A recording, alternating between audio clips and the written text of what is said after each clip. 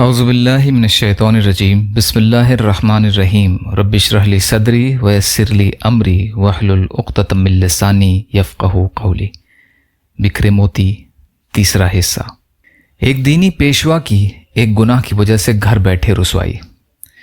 ایک عورت بکریاں چرایا کرتی تھی اور ایک راہب کی خانقاہ تلے رات گزارا کرتی تھی۔ اس کے 4 بھائی تھے۔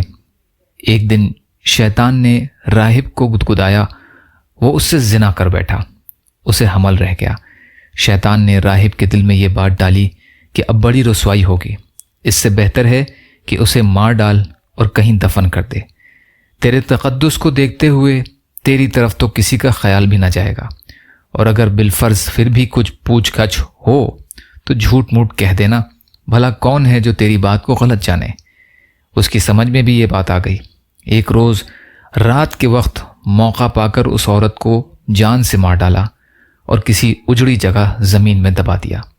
اب شیطان اس کے 4 بھائیوں کے پاس پہنچا اور ہر ایک کے خواب میں اسے سارا واقعہ سنایا اور اس کے دفن کی جگہ بھی بتا دی۔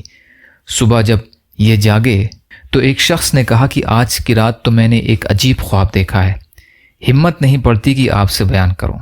دوسرے نے کہا نہیں، کہو تو صحیح۔ چنانچہ اس نے اپنا پورا خواب بیان کیا کہ اس طرح فلاں عابد نے اس کی بہن سے بدکاری کی، پھر جب حمل ٹھہر گیا تو اسے قتل کر دیا اور فلاں جگہ اس کی لاش دبا آیا۔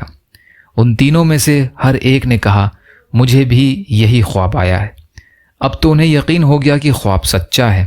چنانچہ انہوں نے جا کر حکومت کو اطلاع دی اور بادشاہ کے حکم سے اس راہب کو اس خانقاہ سے ساتھ لیا اور اس جگہ پہنچ کر زمین کھود کر اس کی لاش برآمد کی۔ کامل ثبوت کے بعد اب اسے شاہی دربار میں لے چلے۔ اس وقت شیطان اس کے سامنے ظاہر ہوتا ہے اور کہتا ہے کہ یہ سب میرے لیے کرتوت ہے، اب بھی اگر تو مجھے راضی کر لے تو جان بچا دوں گا۔ اس نے کہا جو تو کہے۔ کہا مجھے سجدہ کر لے۔ اس نے یہ بھی کر دیا۔ بس پورا بے ایمان بنا کر شیطان کہتا ہے میں تو تجھ سے بری ہوں، میں تو اللہ تعالیٰ سے جو تمام جہانوں کا رب ہے ڈرتا ہوں۔ چنانچہ بادشاہ نے حکم دیا اور پادری صاحب کو قتل کر دیا گیا۔ تفسیر ابن کثیر کا واقعہ ہے یہ۔ یا اللہ ہم سب کو کہنے سننے سے زیادہ عمل کی توفیق عطا فرما۔ یا اللہ مظلوم فلسطینیوں کی، کشمیریوں کی، روہنگیا مسلمانوں کی اور مسلمان جہاں بھی پریشان حال ہیں، ظالموں کے ظلم کا شکار ہیں، آپ ان کی بھرپور مدد فرمائیے۔